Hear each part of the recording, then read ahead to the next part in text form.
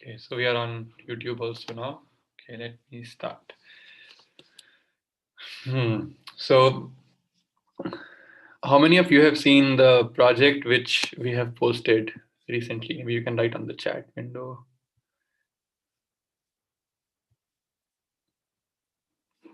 Yeah, okay, so you have received it. Great. Let me share my screen now.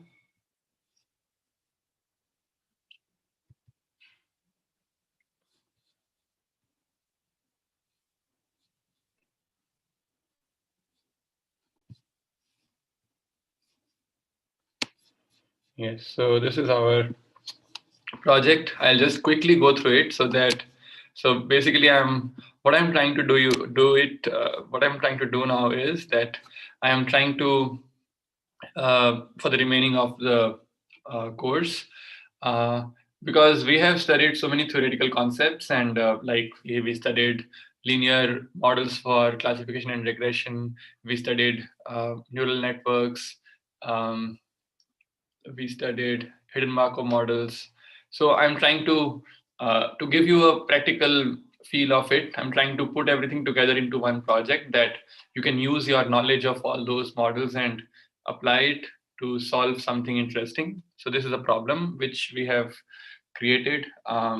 It's a popular problem, but we are formulating it in a different way so that you can use the concepts which you have learned earlier in the course.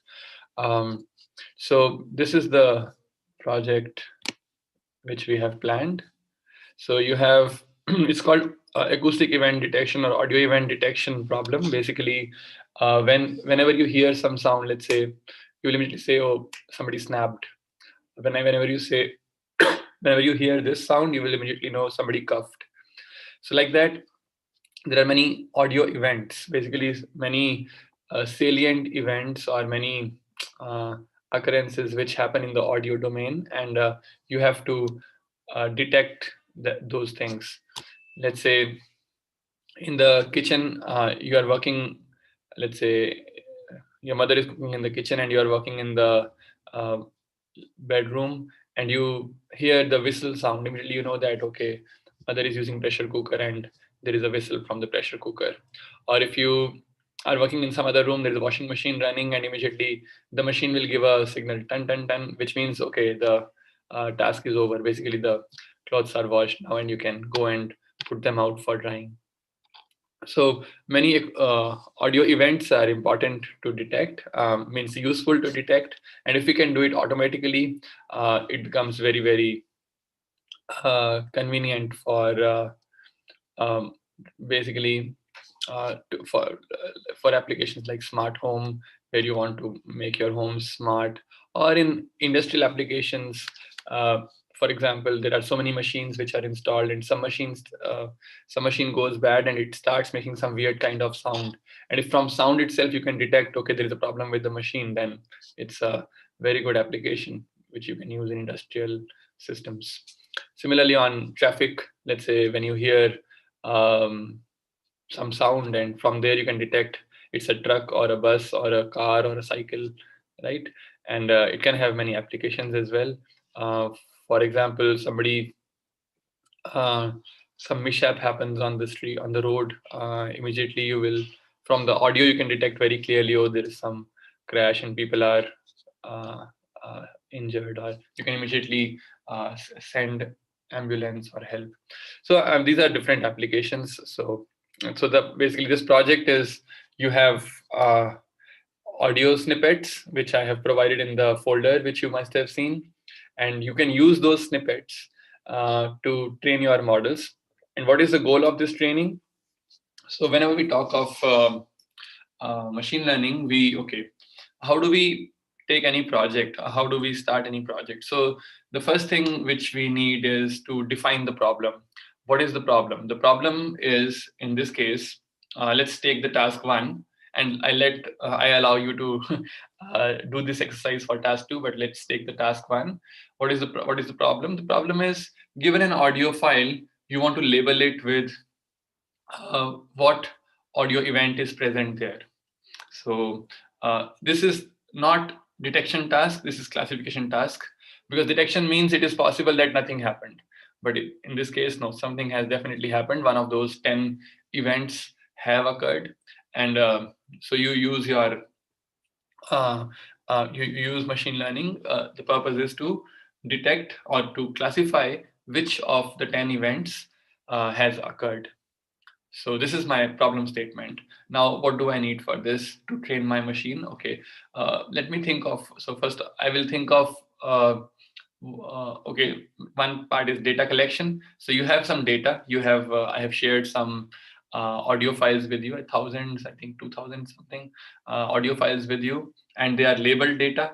So you have the audio and the corresponding label is the audio waveform is there and the corresponding label is there. So it's all supervised learning or labeled data is there. And then the next thing is you have to think of what model to use. So that I leave it to you. I have shared one very nice video here, some useful resources. This is our nice video which discusses multiple instance learning, multi-instance learning kind of framework. So basically one kind of model setup which you can use. And then this is a video which tells how, let's say, a big industry like Amazon is using this audio event detection in Alexa. Okay, so this is the thing. Yeah, so you got the task defined, you got the data. Now you have to think of what model to use. And then very important aspect is how do you evaluate your model? How do I know whose model is the best? Or how do I know whether this model is good or not? Right? So I need to have some evaluation metrics. Now, in uh, um, um, this evaluation could be done in many ways. One way could be subjective evaluation, that you just see the performance. So you, some sound occurred, this is the performance, this is what the model is predicting. No, it is not good, it is right or wrong. So you can subjectively, you can tell how good is your experience with that model, or using that model. But that is a very time consuming and not very reliable, especially when you have labeled well defined, labels are well defined, right? So what analysis you can do is you can find the evaluation metrics, you can quantify the results, that okay, these are the this is my accuracy, this is my precision, this is my recall, this is my whatever metrics we have studied in the course, you can use them. And that tells you which model is better. For example, there are two students. I will just randomly pick some names from the chat window: Abhishek Kumar Shukla, Saksham Gupta. So Abhishek and Saksham. So these two, they have submitted their models, and I see, oh, Abhishek has got a precision of this much and recall of this much, let's say, and Saksham has got this much precision, this much recall. Let's take the F1 score, and Abhishek has got this much F1 score, Saksham has got this much F1 score. So let me, for a quantitative evaluation, I may say, okay, whichever model has a higher F1 score, that model is better, right? So I can always do that. So this is how I evaluate my models, and I know which model is doing better on this task. And then other things you have studied, like how do you make sure that your models are generalizing good? For example, now I have given you some training data. You train your model on the training data, but let's say, but I am not going to evaluate on the training data, right? I have my test data, which are different audio files, but of course correspond to those same 10 labels. So that will be that will be my test set, and I'll be evaluating your methods on that test data. And so that is the challenge. So this is how the entire pipeline. So this project will give you a chance to do everything. So basically, to make your things simple, you have been allowed to use many libraries other than NumPy, because earlier for all your projects you were using only NumPy library, and we didn't allow to use any other library. We allowed TensorFlow or Keras in one of the assignments, but okay. So then now you can use SciPy library, which is a machine learning library. Scikit-learn library, which has got many machine learning models. Okay, but in the beginning, because you have audio data, you can use librosa library. It is a library, Python library, and you can use it to extract different features. Let's say short time Fourier transforms, or band energies, or MFCC features, which are very popular um, audio processing um, audio processing what do you say audio feature extraction libraries. Okay. Okay, so I think at this point it is important to remind you that you can use many research papers. This is a research problem and it has got many research papers. You can pick some good research paper, whichever you find useful, and you can read it. You can see what kind of features can be extracted from audio which are useful for audio event detection. Then how do you take that sequence of features, because it's a temporal data, STFT has time dimension. So how do you classify this sequence to one label, right? So so refer to some research paper. I think in the videos I have shared with you one research paper. It has got one technique called matrix factorization technique. But since we have not studied matrix factorization in this course, you need not use that technique. You can use other techniques for classification. Let's say you have studied neural networks or Gaussian mixture models, or you can use mm, what else you can use? Linear classifiers. Yes, you can use that too. So basically, try to use techniques which we have used in the course. Because if something which we have not used in the course, I think we should. I think we can strictly tell that do not use those techniques. But no, but I don't know. I don't think we can be so restrictive. Okay, you can use deep learning. You can use neural networks. They are very good. You can use them. But you can also use Gaussian mixture models. You can use HMMs and everything. Okay. There's a question from Saksham that will the training data be provided for task 2? The answer is no. Why do you need training data for task 2 when you have training data for task 1? Because you know that task 2 is simply concatenation of files. And you can create your own training data using task 1 data. Whatever data has been shared, it is sufficient for both the tasks. Right? Right, Saksham?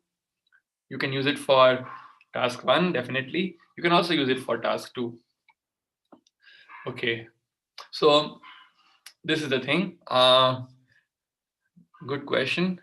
Um, Now you see the amount of possibilities you have. For example, you have 1,000 files. You can link them in different ways, and you can create so much of training data for task 2, right? But how you do that, that is all your individuality. You take your uh, own decision and do it. Now, I would like to tell you that task 1 is relatively easy. Task 1 is easier problem. Task 2 is slightly difficult because now you have temporal means many events are occurring together in time. So there is no overlapping event. Like at the same time, it is not that two events are occurring, but they are all sequentially happening. So at a time, only single event is present. So that is why it is still a multi-class classification problem. But then uh, the output is a time series, because now in the second task you have sequence of labels which has to be predicted. I know the second problem is slightly difficult because you will need something smart. You can use HMMs, definitely. You can use uh, RNNs, which you have studied in last few lectures. LSTM, RNNs you have studied. There is one kind of RNN which is very popular. It is called LSTM, long short-term memory models. But I think no need to go to very difficult things if you don't know them. No need of doing that. You can use very simple models, very simple dense layer networks, or CNNs, or to do your task, no problem. But you can use HMMs that may help you in the second task. But task 1 is very simple. Okay, let me see what else can be done. Yeah, libraries we have discussed. Okay. Now, to avoid any kind of copying or no, not copying, what do you say? It means cheating, that somebody can just listen to all the audio and label manually. Don't do that. Don't do that. That is not the purpose of this assignment, and it will be very, very bad. Oh, anyways, you cannot do it because you are submitting your codes, and we will run your codes on the test data to do it. But we are also releasing the test data so that we can quickly evaluate. But you're submitting your codes are with us, and we will be using them to check whether your codes are running properly or not, or whether you have cheated or not. But the thing is, okay, how the evaluation will go on is like this. On some date and time, let's say during the end semester exams, we will release the test data. Test data will be those audio files for task 1, and similarly audio files for task 2 separately, because now we will be giving test data. And then we will be not giving the labels. You are predicting the labels using your machine. And okay, so we are not giving the audio files, but we are extracting the spectrograms and giving you spectrograms so that you cannot hear the data. So we are giving you spectrograms and not the audio files. Okay, so this how spectrograms are extracted. We have shared one extraction function with you. Please run it because we are building everything. This whole task. So I'm building parallelly with you so that if there are any glitches, we can resolve it in the beginning itself. So I have written one function to extract the spectrograms. Use and run that function. If you find any problem, do report to me. I will modify the function so that there are no glitches, no errors. So yes, we are sharing the spectrograms which are extracted using that function from the audio file. And then we will release the test set for a limited time, and you have to run your codes and immediately submit the CSV file. We are giving very short time, let's say 1 hour. Within 1 hour, you have to just quickly run your algorithms. So make sure your algorithms are ready and before the release time. And then when we release the test set, within a short window, you have to submit your everything in the desired format, in the format which I'll be sharing with you. The more details will be shared with you when time comes near. Then we will be grading your whole thing based on based on the results which you have obtained using your algorithm. So when you submit your predictions, we will be evaluating them, what is the F1 score and whatever is required, and then we will be that will get weightage.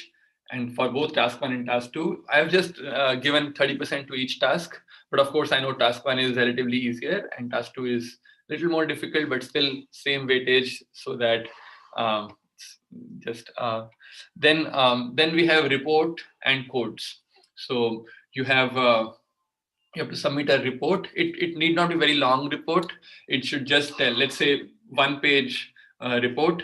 I will share the format with you, a LaTeX file, which you can write it like a paper, maybe 1 page or at most 1.5, 2 page, 1 to 2 pages. That's it. And then you have to submit your codes, and based on that you will be graded. And this is the distribution which I am proposing. If you have any issues, you can discuss, but this is what I have proposed. Task 1 30%, task 2 30%, and report and codes 40%. Okay, so that's it. And some useful resources I have shared. You can watch these lectures. This is a very nice lecture. It will tell you something about audio event detection. This is just for application. Okay, now I'm going to the chat window to take some of your questions. First question is by Neha. She's asking weightage of project in EndSem. Okay, so this EndSem is primarily this project, and we may have one extra small exam. It might be an MCQ type of exam, like on riddle.com. But I'm not sure if we are going to do it, but most likely we will have it. For the final portion, we want to test whether you have understood everything correctly. Now, next question is from Akshay. Akshay is saying, Submission deadline is till end sem, right? How will you take the other coding exam? What would be the pattern? Okay, good question. So as I told, the submission window or the test window will be, let's say, a short window, maybe 1 hour. I have not decided yet, but around that time, and it will be around the time when you have the end sem for this MLSP. And apart from this, we may have a very short MCQ type of exam, maybe not a coding exam, but just an MCQ exam, uh, just an MCQ most likely. And that's it. And next question is from Naman. For task 2 test cases, are the concatenated audio of the same time length? The answer is no, no, no. They can be of variable lengths. They can be of variable lengths. Next question is from Yash. Report and code individual breakup. Report and code individual breakup. I have not decided yet, but I think means we will go through it and just 40% for the entire thing. I've not broken it up into parts yet. But write your report. So the report presentation matters. You can write pages and pages and without conveying the message. That is not the goal. The goal is that you be very crisp and clear in whatever you write. Write a very short report, no problem. Just 1-page report, no problem. Put a lot of figures which will help to understand your algorithm. Put means visually make it easy to understand.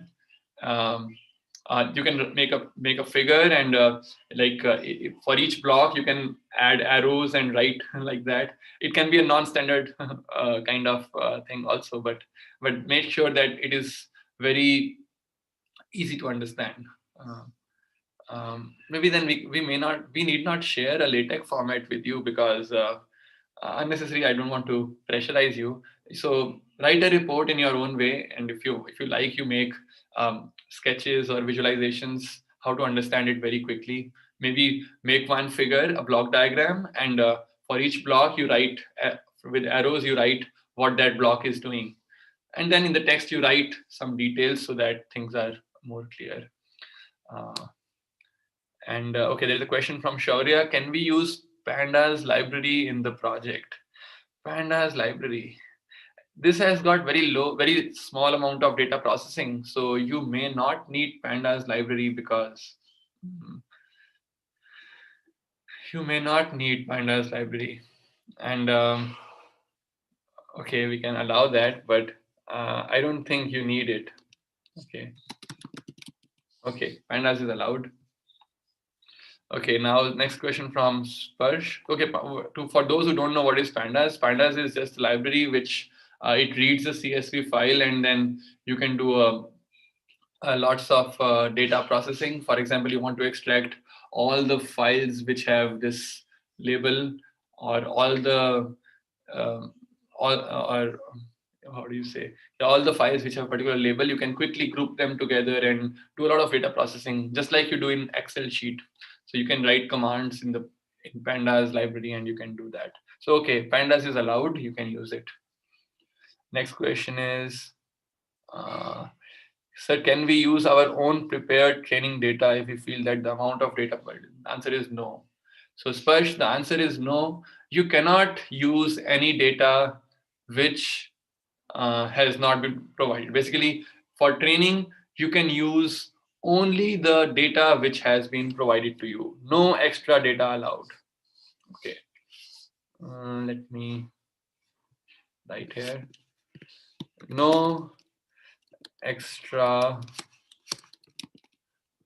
data allowed for training. No, you cannot use. If it is found somebody is using, we will take action. We'll penalize that person. It will be it will be considered as plagiarism or violating the rules. Okay. Next is, can we keep the deadline the same as the end semester exam scheduled for fourth semester placement? Yes, it will be something around that time. Yes, sometime around that time. It can be later, but I don't think it can be earlier. I think we can do it on that same exam schedule time. So we have 3-hour slot for 1 hour, around 1 hour, we can have this, and the remaining time we can have the riddle.com exam. I have not decided yet, but I'm just seeing that is a good possibility. And any more assignments? No more assignments. Just focus on this project. The size of complete OneDrive zip, because I'm unable to download it.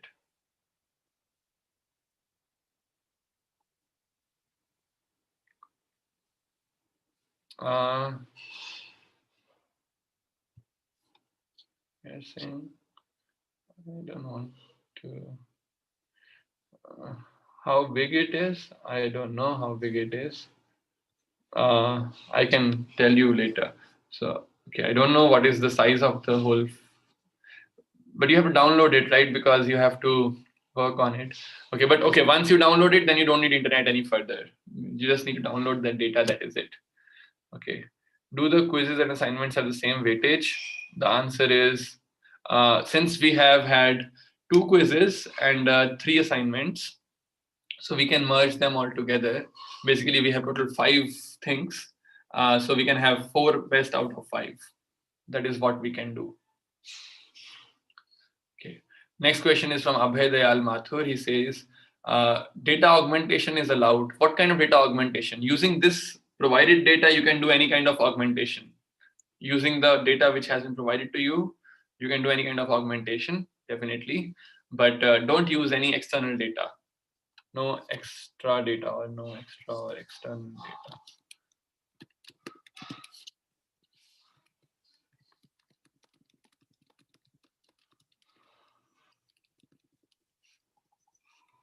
Training data provided. You can use only the training data provided. Okay.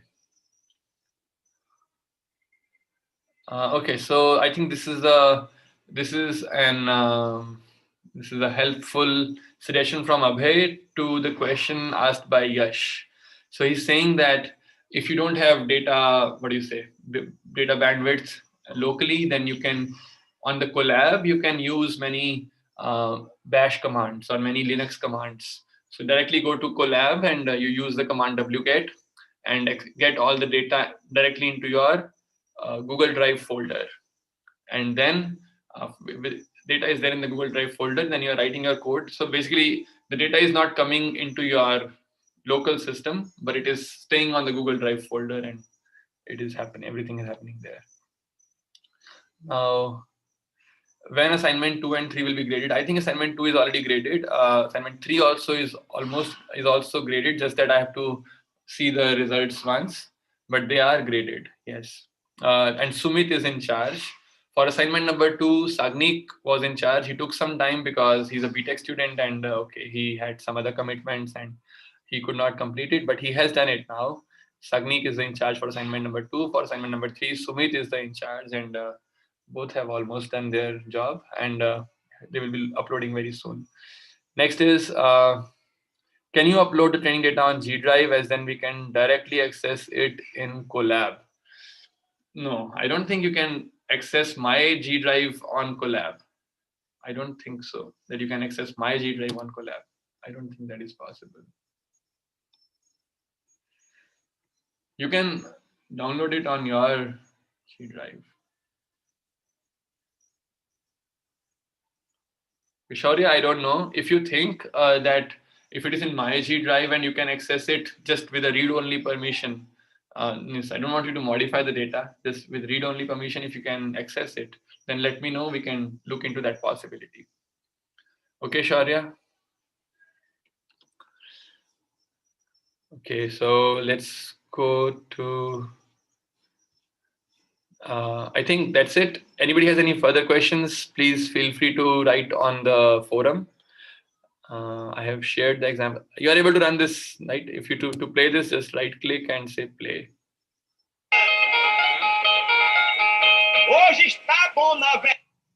Okay, and similarly, to play this, just say right click and play.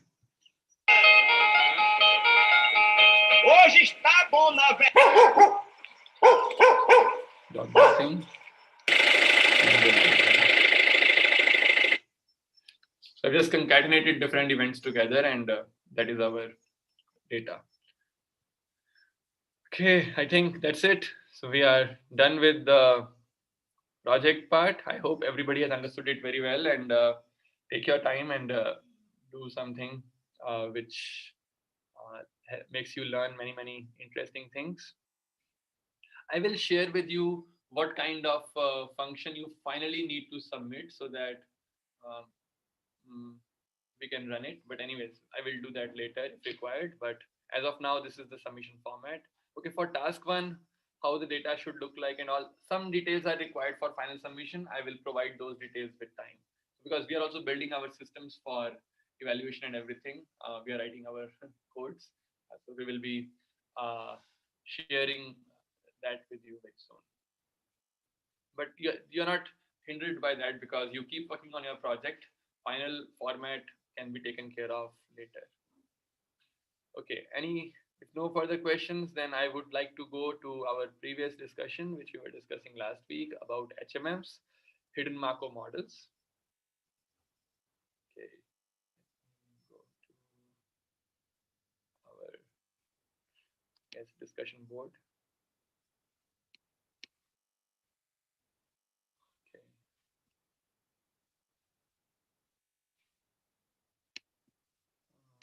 Okay, how do I make it small?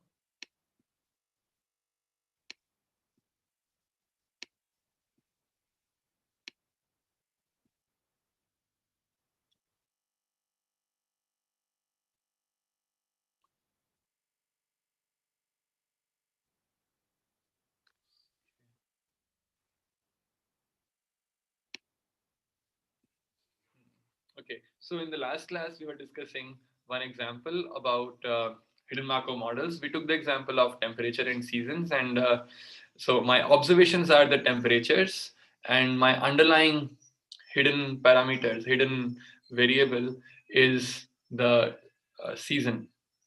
So my temperature is a continuous value between, let's say, -50 to +50. And then my observations are, my hidden variables z, they are discrete, and it's a discrete random variable. There are two seasons, summers and winters, and we saw how do we construct um,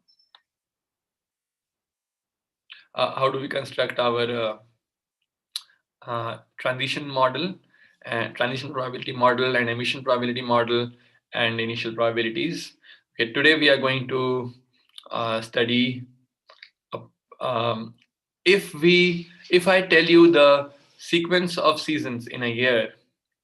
The sequence is like this. We have first winter coming, then summer coming, then winter coming. Or I give you continuous data.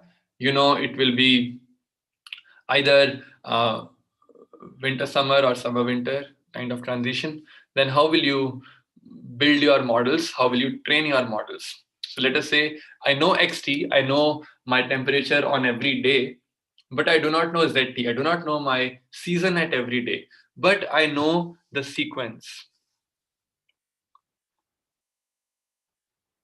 And the sequence, let's say I know that in this time series, let's say it is first summers, then winters, then again summers. Or in some other time series, it is first winters, then summers, then again winters. Or in some other time series, it is summers and winters, like that. So I only know the sequence, but I don't know the exact at what time or on which day was summers, on which day was winters. That I don't know, but I know the overall labels, that the sequence is like this in this data. It starts with winters and ends with summers, right? So what I can do is I can create a hidden Markov model with appropriate what do you say, transition probabilities. These transition probabilities they give me a control on how I choose my states, what is the sequence of states, and how do I incorporate that information into my model. And then further, my emission probabilities allow me to train the model. Okay, let me give you a practical example which can help you to understand the whole thing. I'm working with the second problem. So what I have is this. Okay, problem number 2. So what I do is, okay, so what I have is the observed temperatures, the sequence. Let's say I have 40, I have 41.5, I have 39.8, I have like that, I have many temperatures, and then I have uh, uh, 5.5, I have uh, 4.9, like that. So, and then again, I have 40.1, 50, sorry, not 50, it's too much, 35 something.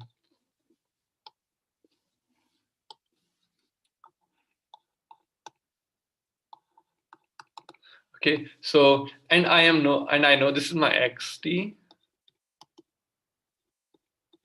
and I have my YT, sorry, not YT. I don't know ZT, but I just know the sequence Z. Let us say this is the ith sample, and I know ZI. This is simply summers, winters, summers.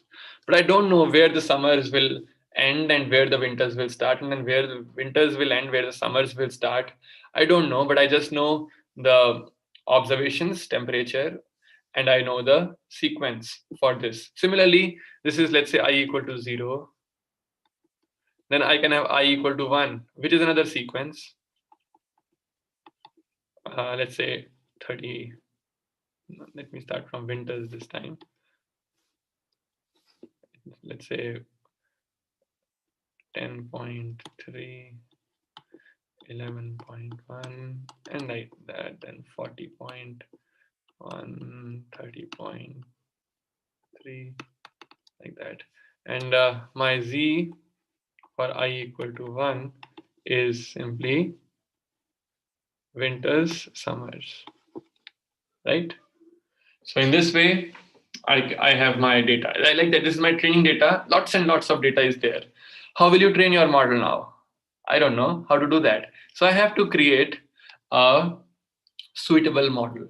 So what I do is, this tells me the transition model.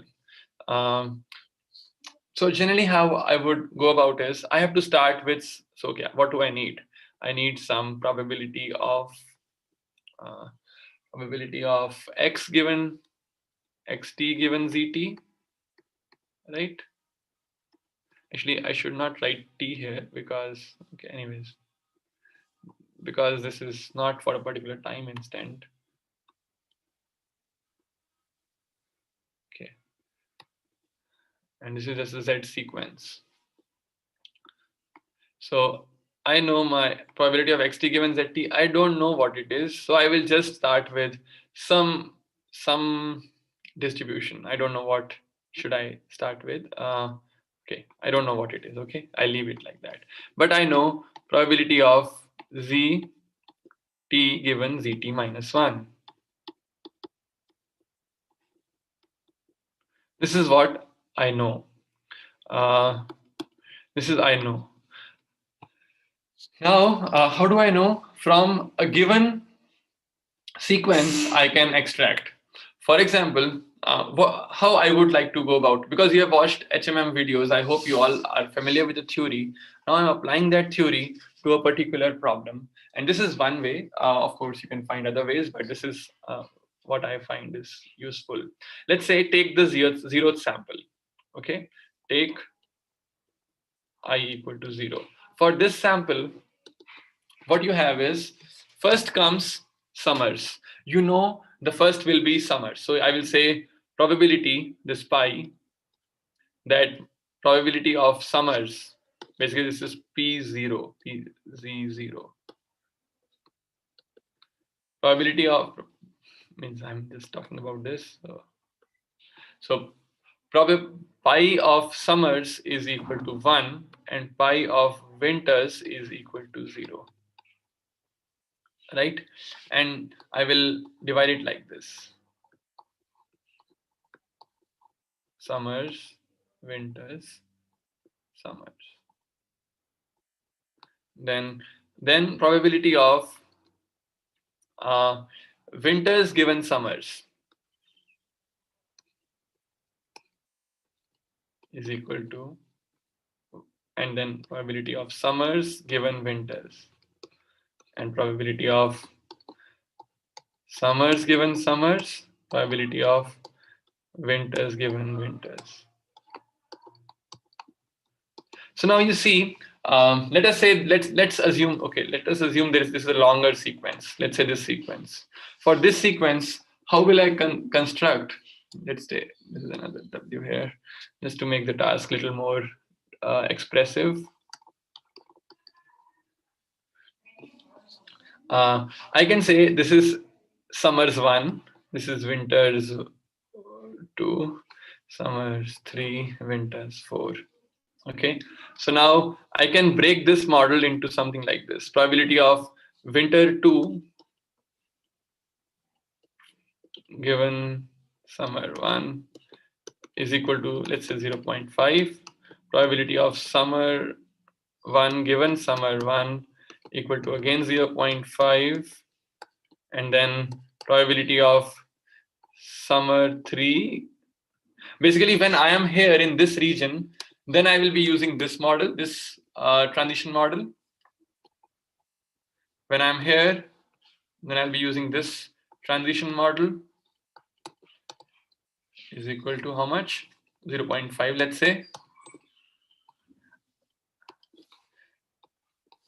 I'm just constructing it. 1W2 is again 0.5. And similarly from here and here, you can construct the models. Okay, and you have in the beginning, you have this. Let's say this is a 0th state, this is a start state, follows this model. And similarly, we have an end state, right? And now you can, so now you know the transition probabilities, but you still do not know the emission probabilities. So you know the transition probabilities, you know the start probabilities, but you do not know the emission probabilities that you have to learn. These also you can fine tune, no problem. These also you can fine tune. For example, I don't know these values, no problem, leave them as variables. Leave them as variables. Some variable alpha, or maybe something alpha 1, some alpha 2, some alpha 3, some alpha 4. Initialize them with 0.5, 0.5 and allow them to be trained in the later part. But okay, then let's come to our emission probabilities. So if you have seen the training procedure of HMMs in the third slide, how do you train? So to train, there is EM algorithm involved. EM algo. What is EM algo? EM algorithm says the E step is Vita-V decoding. And the M step is simple training. M step is very simple training, model training, means your emission model.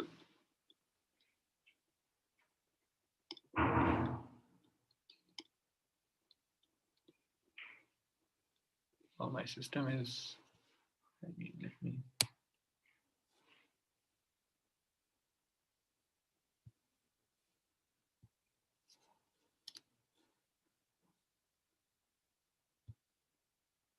No, my system is hanging.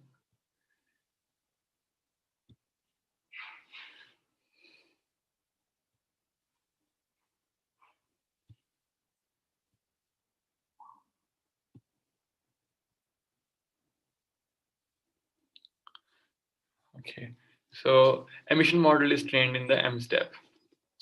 So, okay, what do I do is I start with, I start with, let's say, equal distribution. Basically, this is my time series. And I know it's followed summer, winter, summer, winter. And I can allot equal samples, let's say 1/4, 1/4, 1/4, 1/4. So start with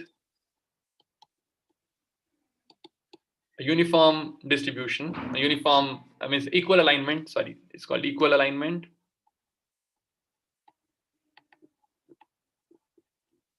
This is the E step. And then you have M step. What is M step?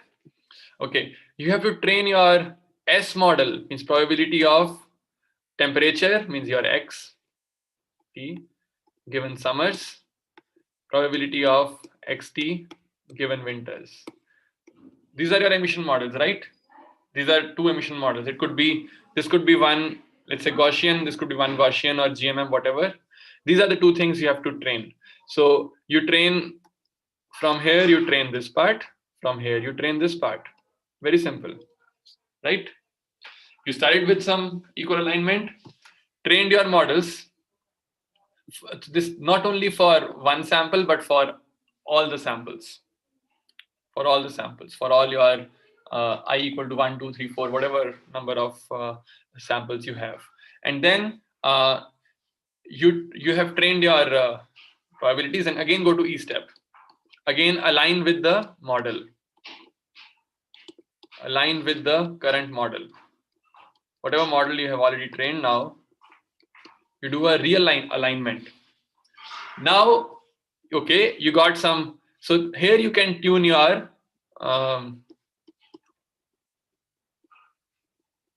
transition model also. Actually, I think, yeah, transition model will be affected. Yeah, but it's not required actually, since you know that the transitions are fixed. Okay, yeah, you can tune your transition model also in this step. It's very simple thing, right? You know how to train your transition model. Once you know the sequence, then you know how do you train your, actually it's also part of M step.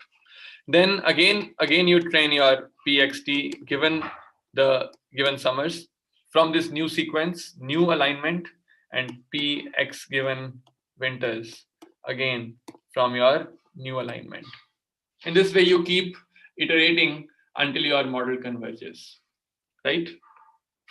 So this is the gist of HMM algorithm. If you understand this, then all other variations are just slight modifications of this concept. And as I have already disclosed or leaked the information, I've given you the hint that you can use this model for your task number 2 in the project. You need not use it for like definitely, but this is a very helpful model, and I am sure if you use this, your task number 2 will be very good.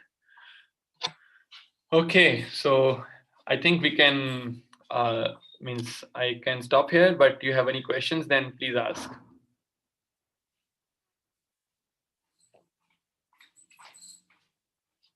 There are many terms involved, like what is alignment, what is what do you say, what are emission probabilities and transition probabilities. Just study them carefully, you will get it. It's not difficult.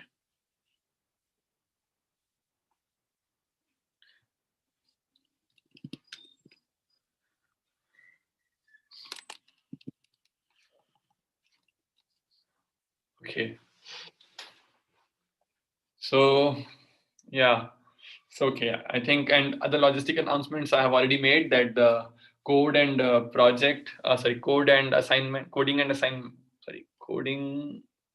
that quizzes and assignments, coding assignments and the quizzes, they are 5 in number. So we'll be do 4 best out of 5. Okay. So anybody has any questions, you can ask now.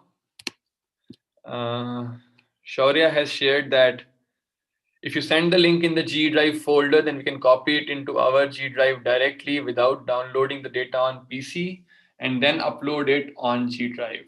So Shaurya, the answer is that you can use wget to download the data on your G Drive. Wget can be used, as somebody suggested. Who suggested that?